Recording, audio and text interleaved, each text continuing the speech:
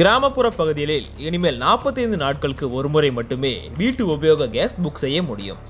25 நாட்களுக்கு ஒருமுறை gas book செய்ய முடியும் என இருந்த நிலையில் கிராமங்களில் 45 நாட்களாக அதிகரிப்பு. 45 நாள் பண்ணனதுனால எங்களுக்கு ஒரு மாசத்துக்கு 30 நாள் 35 நாள் தான் வருது.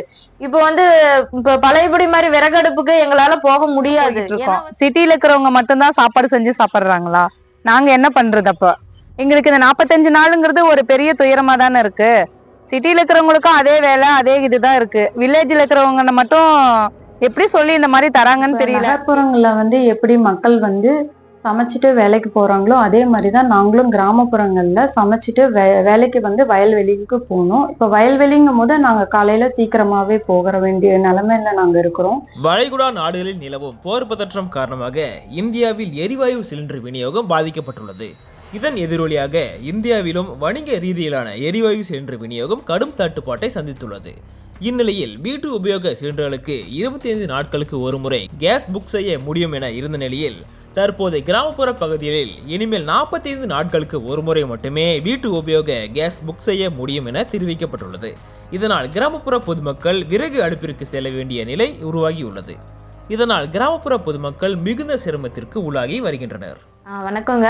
இப்ப இந்த சிலிண்டர் ரொம்ப தட்டுப்பாடா இருக்குது இல்ல. இப்ப பெண்கள் ரொம்ப சிரமத்துக்கு நாங்க ஆளாயிருக்கிறோம். இப்ப 45 நாள் பண்ணனதுனால எங்களுக்கு ஒரு மாசத்துக்கு 30 நாள் 35 நாள் தான் வருது. இப்ப பழையபடி மாதிரி விறகடுப்புக்கு எங்களால போக முடியாது. ஏன்னா இப்ப நாங்களும் ஒரு வேலைக்கு போனோம். பிள்ளைங்களுக்கு கரெக்டான டைமுக்கு ஸ்கூலுக்கு அனுப்பிச்சு விடணும். இப்ப ரொம்ப ரொம்ப சிரமத்துக்கு ஆளாயிருக்கிறோம். ஃபர்ஸ்ட்ல நாங்க சிலிண்டர் புக் பண்ணோமா ஒரு 20 நாள் 21 நாள் இப்படி நாங்க புக் பண்ணிட்டு இருந்தோம். இப்போ 25 நாள் 30 நாள் இப்ப கிராமவாசிகள் இப்ப பாத்தீங்கன்னா 45 நாள் பண்ணியிருக்கிறாங்க. இப்ப எங்களுக்கு இன்னும் ரொம்ப சிரமமா போயிருச்சு. இப்ப பழையபடி மாதிரி நாங்க விறகுக்கே போறதா? இப்ப நாங்களும் தான் வேலைக்கு போறோம், பிடிக்கிறோம், எல்லாமே பண்றோம். இது இப்ப ஒரு நேரம் நாங்க சிலிண்டர்ல பண்ணிட்டு இருக்கோம். இப்ப சாயந்தர டைம்லயே ஒரு மதிய டைம் ஒரு இதுக்கு நாங்க சிலிண்டர் மீதிப்படுத்துறதுக்கோசரம் இப்ப விறகு அடுப்புல பண்ணிட்டு இருக்கோம். சிட்டில இருக்கிறவங்களுக்கும் கஷ்டம்தான், வில்லேஜ்ல இருக்கிறவங்களுக்கும் கஷ்டம்தான். ஆல்ரெடி சிட்டில இருக்கிறவங்க 25 நாளுக்குன்னா அப்ப நாங்க என்ன பண்றது? எங்களுடைய கேள்வி அதான். 45 நாள் எக்ஸ்டெண்ட் பண்ணிருக்குன்னு சொல்றீங்க. நாங்க கேஸ்லயே செஞ்சு பழகிட்டோம் இது வரைக்கும். அப்ப எங்களுக்கு மட்டும் வேலை எது இல்லையா? நாங்களும் வேலைக்கு தான் போய்கிட்டு இருக்கோம். சிட்டில இருக்கிறவங்க மட்டும்தான் சாப்பாடு செஞ்சு சாப்பிடுறாங்களா? நாங்க என்ன பண்றது? அப்ப எங்களுக்கு இந்த 45 நாளுங்கிறது ஒரு பெரிய துயரமா தானே இருக்கு. சிட்டில இருக்கிறவங்களுக்கும் அதே வேலை அதே இதுதான் இருக்கு. வில்லேஜ்ல இருக்கிறவங்க மட்டும் எப்படி சொல்லி இந்த மாதிரி தராங்கன்னு தெரியல. நாங்களும் அதே மாதிரிதான் இருக்கோம், அவங்களும் அதே லைஃப் தான் இது பண்றாங்க. இப்ப சிட்டில இருக்கிறவங்க கூட ஹோட்டல்ல போய் சாப்பிட்டுக்கோங்க. வில்லேஜ்ல இருக்கிறவங்களுக்கு ஹோட்டல் எங்க இருக்கு? நாங்க எங்க போய் சாப்பிட முடியும் சொல்லுங்க? நாங்க செஞ்சுதான் சாப்பிட முடியும். பிள்ளைங்களுக்கு 8 மணிக்கு ஸ்கூல் போறாங்க. நாங்க 8 மணிக்குள்ள விறகடுப்புல செஞ்சு சமைக்க தர முடியுமா? எங்களுக்கும் 25 நாளைக்கு ஒரு டைம் சிலிண்டர் கொடுங்க. ஏன் எங்களுக்கு மட்டும் இந்த மாதிரி தட்டுப்பாடு வைக்கிறீங்க? எங்களுக்கு இது பெரிய துயரமா இருக்கு.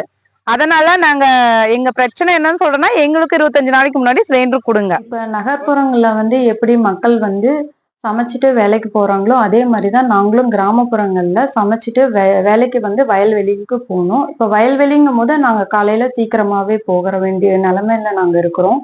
இப்ப எங்க வீட்டுல கை குழந்தைங்க இருக்காங்க. இப்ப எங்க வீட்லயும் சிலிண்டர் ரொம்ப கம்மியா தான் இருக்கு. திடீர்னு தீந்துருச்சுன்னா நாங்க கை குழந்தைய வச்சுட்டு என்னால அடுப்பு சமைக்க முடியாது. அது எங்களுக்கு ரொம்ப சிரமமா இருக்கும். அது இல்லாம நாங்க இப்ப மக்கள் எந்த அளவுக்கு பயந்துருக்காங்கன்னா, இப்ப நாங்க புக் பண்ணதுக்கு எங்களுக்கு இப்ப உங்களால புக் பண்ண முடியாது, இன்னும் நாள் ஆகும் அப்படின்னு சொல்லி மெசேஜ் வந்துருச்சு. இப்ப நாங்க பார்த்த வரைக்கும் நிறைய மக்கள் என்ன பண்றாங்கன்னா, அவங்களோட சிலிண்டர் ஆட்டோலயும் வண்டியிலயும் வச்சு எடுத்துட்டு புக்கிங் ஆபீஸ்க்கு போறாங்க. அதை பார்க்கும்போது இப்ப நாங்க நார்மலா இருந்தாலும் மக்கள் பண்றதை பார்த்து எங்களுக்கு ரொம்ப பயமா இருக்கு. இப்ப எந்த அளவுக்கு அது அதிர்ச்சி ஏற்படுத்துதுன்னா, இப்ப திடீர்னு தீந்துருச்சுன்னா இப்ப புக்கிங் பண்ணி எங்களுக்கு வரலைன்னா நாங்க குழந்தைய வச்சுக்கிட்டு மறுபடியும் அடுப்புல போய் எங்களால சமைக்க முடியாது. ஏன்னா அவங்க பாப்பா இருக்காங்க. அவங்கள நான் புகையில வச்சுக்கிட்டு அது எங்களுக்கு ரொம்ப பெரிய சிரமத்தை தான் ஏற்படுத்தும். விறகடுப்புல சமைக்கிறது உடல் நலத்துக்கு ரொம்ப நல்லதுதான். குறிப்பிட்ட நேரத்திற்கு பிள்ளைங்களை ஸ்கூலுக்கு அனுப்பிச்சதுக்கு அதுல சமைக்கிறது ரொம்ப லேட் ஆகும். அப்புறம் நாங்களும் வேலைக்கு போறதுக்கு அதுல சமைச்சா ரொம்ப லேட் ஆகும். இதுவே இந்த சிலிண்டர் இருந்தா சீக்கிரமா அந்த குறிப்பிட்ட நேரத்திற்கு சமைச்சிருவோம். நாங்களும் சீக்கிரமா வேலைக்கு போயிடுவோம். அதனால சீக்கிரமா இந்த சிலிண்டர் தட்டுப்பாடு நீங்கன்னு எதிர்பார்க்கிறோம்.